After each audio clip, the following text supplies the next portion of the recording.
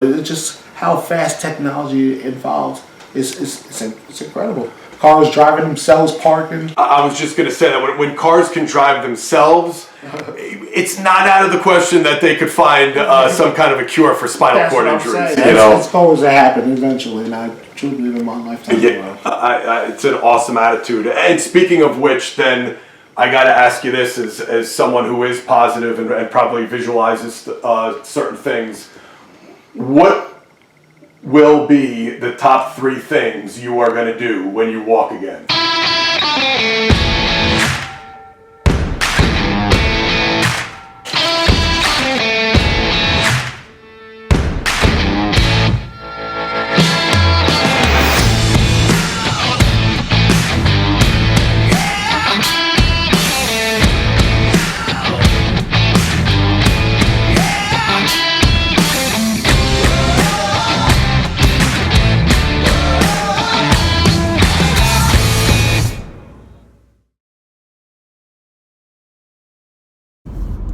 What's up, guys? Welcome to the 11th episode of the vlog. I am heading down the New Jersey Turnpike South, headed to my man Eric LeGrand's house to record another podcast with Eric. Eric was on episode number 8 of the Industrial Strength Show. He was one of my first guests. He was around during the early days of the podcast, and actually he was one of the original guests that really helped the show grow. So I'm forever indebted to him for that, and he's just become a great friend. You're not going to find a more positive, inspirational dude than Eric. So I'm looking forward to talking to him, seeing what he's got going on, and we're going to give you guys a little behind the scenes when I get to Eric's house. So we will pick this thing up when I arrive at Eric's. Thanks for screwing me up, man. Appreciate it. Bro, you're the one that gets lost. I'm always like 30 minutes ahead of you. You called me as I was approaching the exit. As I answered the phone, I drove by the exit. That's out of my way. It's a complete lie. And it's like, what did you call me for? Nothing? To say hi? You know, I called you to help you out. I know you're always 30 minutes late to everything. I would have been on time. Yeah.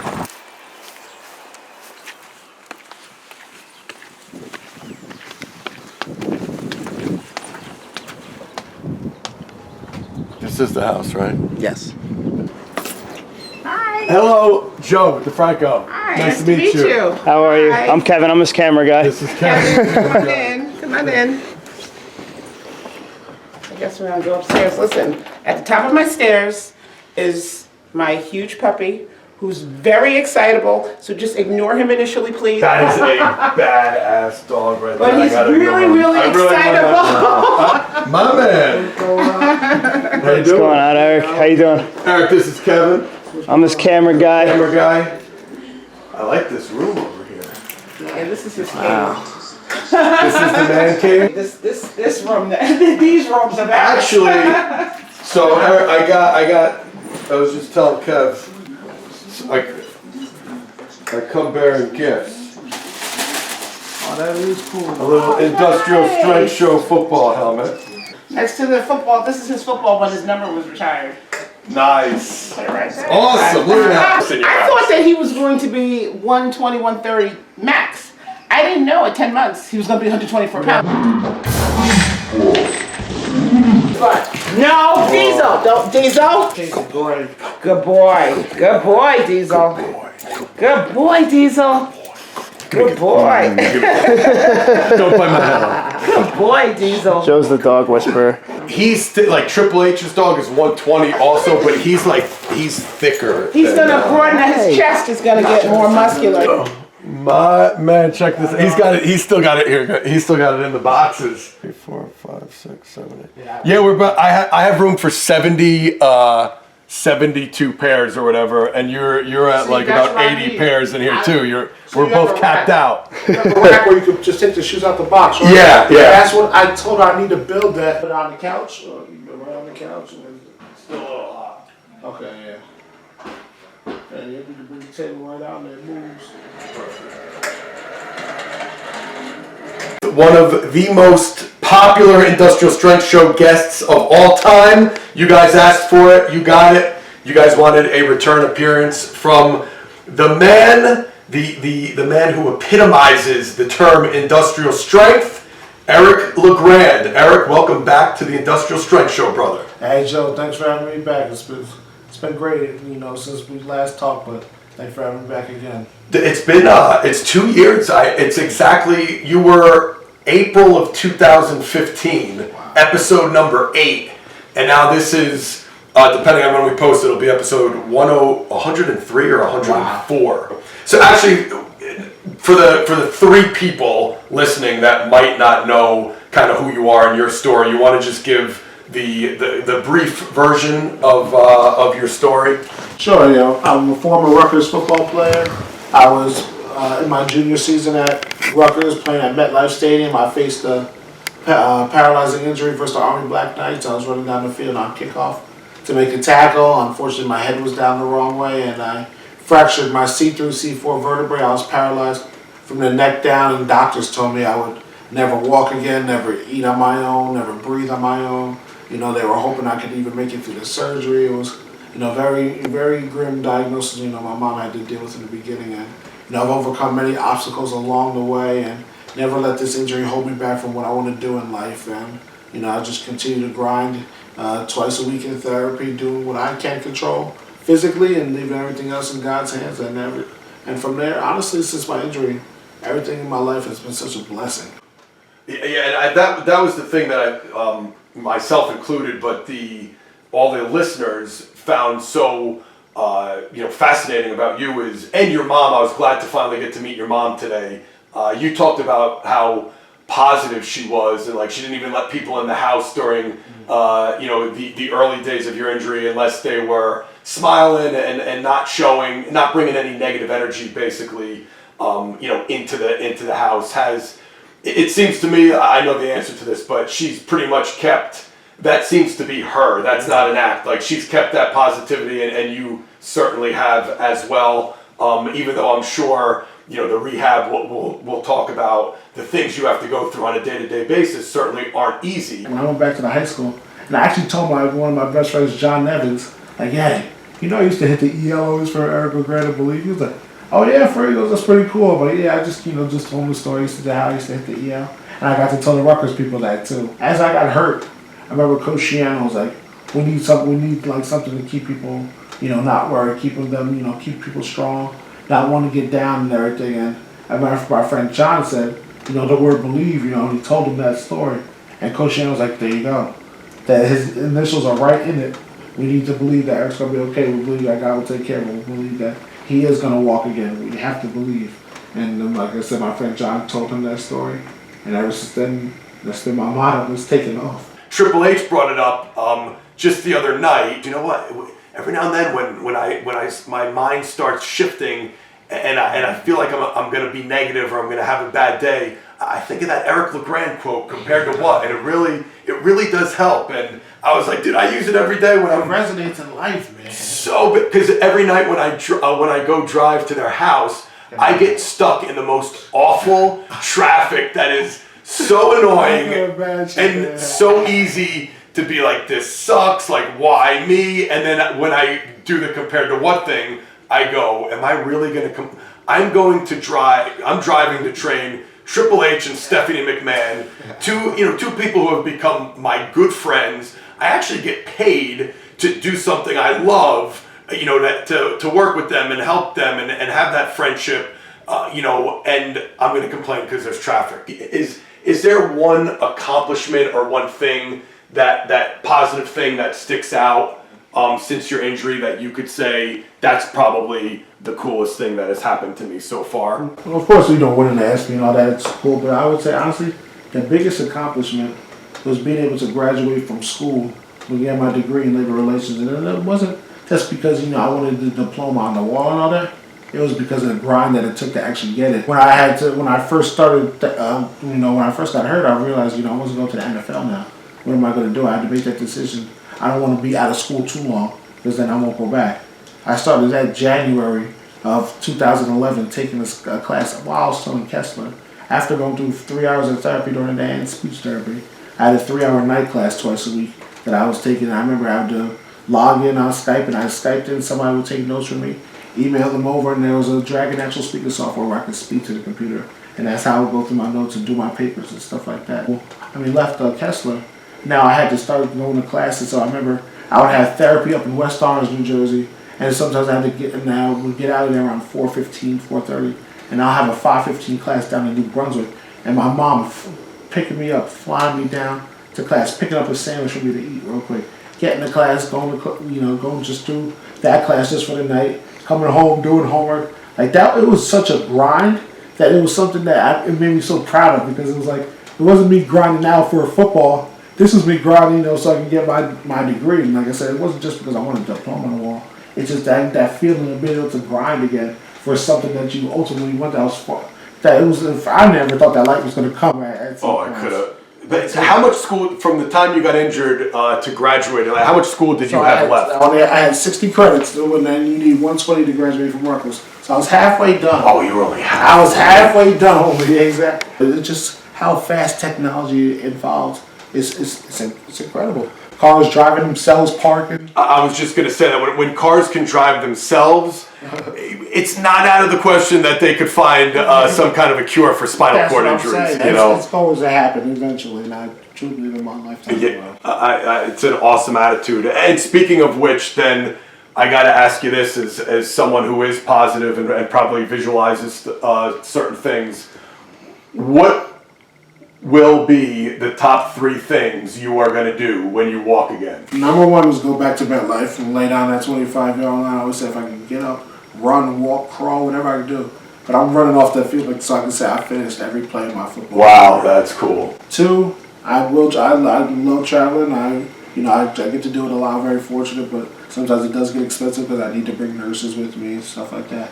But when I'm able to travel on my own, I will go country to country and share my story and just take it in life and leave it. I'm all about hard work, but I'm all about the pleasure too. I love to. Hell yeah! I have a Coach Shiano at Rutgers used to say, he gives a saying, when it's time to work, it's time to work. When it's time to play, it's time to play. That's how I live my life. When it's time to work, you're going to get 100% out. I'm going to grind how long you ever tell me it is. If it's a week, if it's a few hours, whatever it is, I'm going to grind for it.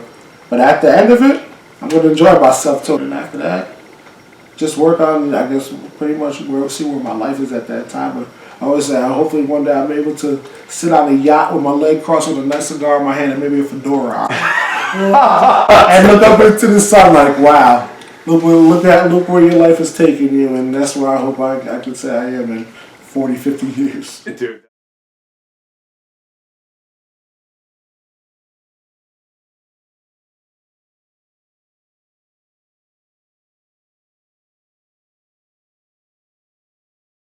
For sure, and it works. Yeah, that's awesome. Good. That is awesome. I'm a sketchy camera guy, by the way. This is Samson. I was going to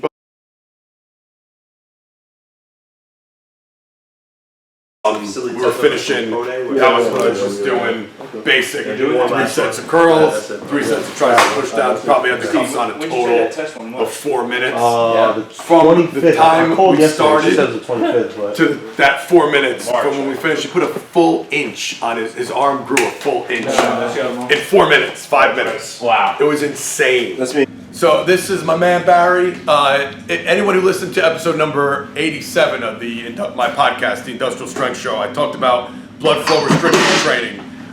This was the guy who taught me all the little details and the things that a lot of people aren't paying attention to with blood flow restriction as it becomes more popular. More people are doing it, but there are some little details that make a big difference, both in performance and health and doing it properly so you don't hurt yourself. So Barry was the one who really kind of helped take my knowledge to the next level. So he's going to put me through a little demo so you guys can actually see this in action and explain some stuff along the way. So there's some real important points. Is hydrated today. Pretty well. A couple bottles of So water. important. That's rule number 1 is hydration.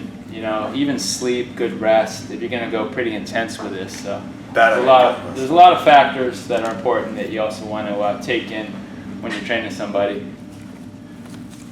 bring it up here. And this is our little pump here. We're going to pump the air in. And we're just going to start off with a little warm up. And I learned this from Katsu. Their cycle is just getting some contractions going down in the hand there. Yeah. And Barry, you want to talk about the thickness or the width of this cuff? Because this is, I've tried a lot of different things, bands, knee wraps, different like tourniquets you could buy on Amazon. These are by far the most comfortable, by far. And I feel like too skinny hurts. Too thick, I feel like you don't get as much of a benefit. So too skinny is you're going to really gouge in and cut in and get a lot of compression in deep, which can get down into the artery, and it can also get down into the nerves. And you do not want to do that. Where you place the band is very important too here. And the width of this really keeps that from happening, the cutting in to the skin. All right. So too wide, too narrow, not good. This is really the thickness of Katsu, and all this goes back to Katsu in Japan, where it's been being done. The difference between this and Katsu is, as I pump this up here on this one, you can see these pillows here with these little valleys in between.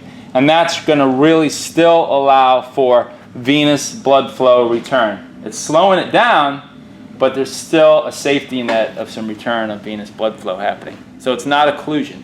Yeah. It's just slowing it down. It just was at the Combine, had some conversations about this effect here as compared to some others, and everyone feels much more comfortable with this on here. And over time, your body, just like any type of training, will adapt over time, and you'll experience adaptation. And you know, we're getting an engorgement there in the arm. You can just see it right now. You know, from when we started about 3 minutes. If I could just look like this all the time, my life would be so much better. This one about initial, could I get one finger in there? You know, can I get two? Struggle, you know. One going in there, okay. That's what she said. Over time, as his vascularity improved, elasticity of vascularity, I would even go with a tighter base and even more pressure over time. And the placement is as high up as you can As high as up as you can go. So I'm looking for the longevity factor. Use a little bit lighter weights. That's what really turned me onto this. And the big one we know is the natural GH release. That, yes. You know, actors, movie stars, and a lot of people are paying some big money for the synthetic version. We're getting a natural release. So what's a good starting point for most people? Like if we're going to do upper body right now. Just keep it simple. Just go with our traditional bicep curls and time under tension. Now we're starting a rep count here. I usually have the person doing it do a nice internal rep count. Sometimes I'll even have it counted out loud so I can kind of know where they're at. Make sure that you're breathing properly, because we're also creating a very hypoxic area right here. We're limiting the flow of oxygen. You feeling the burn? Yeah, that's the burn here dirty. is good. Nice. I saw a little slowdown in the tempo. I go with that 3T failure. That's something that we talked about. Yep. Tempo, technical, tolerance. Tolerance is the burn. Some people just can't take it. I work with a lot of young athletes, and they're just burning. I'm like, then stop, okay? Just stop and rest. And sometimes the resting period, this is an important part too. Yeah, because now the blood's really flowing, and now we created a dam, and it's really building up during the rest seconds. almost burns. The rest is just important. Worse. Yes, it does. It does. It's like you don't know what to do with your arms. Yeah. Sometimes I have people elevate the arms too, just to get past that time. Oh, that's what it feels like. Incredible burn. We're really happy with the burn. That's it. And I see a little slowdown. So I see a little cheating. That's the rest period. So it's 3 sets, 30 seconds rest in between. Try to rest your arms is also good too. Just let the muscles completely relax. A lot of times I'll have a person just sit down and rest their arms on their thighs, but that's perfect. It's a great call right there, Joe. Put them up on It's funny how your body will naturally figure things out. And then I can come in here and just make sure we're safe. I do a little push in there, and that's a capillary refill check, 1001. We're doing great. 1001. That's a little slower on that side, but yep. So this side feels a little bit tighter too. Yeah, I can tell by a little bit slower capillary refill. Yep. So let's say somebody has a too slow of a refill. Obviously, they're going to have to lessen the pressure on I will even go in a little bit and just let a little air out, or I could hook this back up and I could let a little air out. Okay. Just to make it maybe a little bit better of an experience, especially for a newbie who's just starting. I do not want to turn people off to this, and I want to make sure they're safe and they have a good first experience. So a good starting point, generally speaking, 3 sets, pick a weight, you can do about 30 reps, 30 seconds, and then try to... Sure. You don't have to hit 30 reps. You don't every single time. You're You might have a little try. Should have. It's actually perfect if you go 30 to about 15 to 8. Yeah. Okay. That's And that's how you could. And so we were talking about earlier before we started recording. It's not about how heavy can I go, because you could actually go too heavy, correct? Yes, you and can. it could be detrimental. Yes.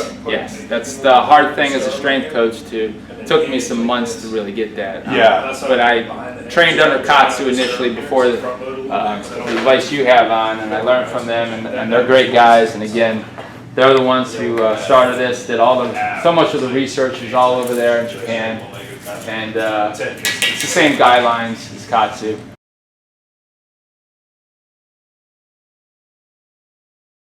A little bit longer rest period. Katsu says 20 seconds, be strong. We're at about 30 seconds. I go anywhere between, 20 to 30 seconds. Let's call it 25 seconds. Yeah. And would it? If you're doing more athletic-based movement, should you still stick in that 30-second rest interval?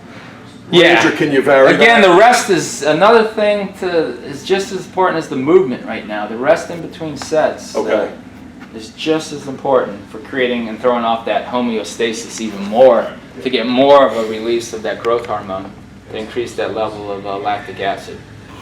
Rest a little bit there. Unbelievable. Wow, how's this arm feeling? I took a little pressure. A little. It's even. It feels Even even it out? Yeah. I mean, it's still burning like hell. Equally? Yes. Yep. Equal burn. So that's another little thing to pick up on is, great question, is take a little bit of pressure out too. You can adjust. It has. along the way. It's this type of stuff is great for me right now because I screwed up this bicep and elbow months ago, and it's one of those things that it's just like it's not healing great, so I can't do heavy curls or there's no way I could get this type of a workout without these things on. I haven't even really trained biceps too much. Couldn't get this pump, right? No. This is great to get this type of pump and workout without doing any damage, actually being beneficial. Yeah. I was telling Barry that feedback from Triple H, I'm glad you guys know I've been doing this. We've done this twice a week. We do our traditional strength training, strength, power development. We do that first, upper body, lower body days, and then we've been using this stuff as a finisher. On upper body days, we'll do bis and tris. I've even thrown in some farmer's walks recently as we're doing a little more athletic stuff. And after lower body sessions, we've been doing some sled dragging, some forward, backward, sideways sled dragging. And he has not only has gotten stronger and his joints feel better, but his mobility has improved dramatically this year. I mean, we still do our mobility work, but something is working because his mobility has gone to another level, more so than it has before we started doing this. So there's definitely something to it.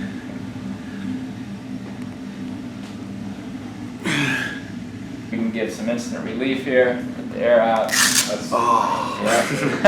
Guys, I can't stress it enough. You need to, if you're going to do this, make sure you're hydrated. Don't just wait and slam a bottle of water before the workout. Like, if you're going to train in the afternoon, the day before and the morning of, drink a lot of water, because it is crazy how fast I got dehydrated. And I said I drank 4 bottles of water this morning, plus a shake that I made with water. So You're all lit up a right decent now, amount man. of water, and yet I'm sweating from 3 sets of 10-pound curls, a mini band tricep pushdowns, and baby push-ups on a high incline. But that more systemic effect, like from the growth hormone release to getting your heart rate up, to me that might be the most powerful effect of this. Is just what what a couple sets of curls could do to your entire body. Yeah, I can't believe that that it was actually hard. Like that's a pretty high incline. But yeah, especially my my whole arm was just blown up. I just felt like I couldn't move anymore.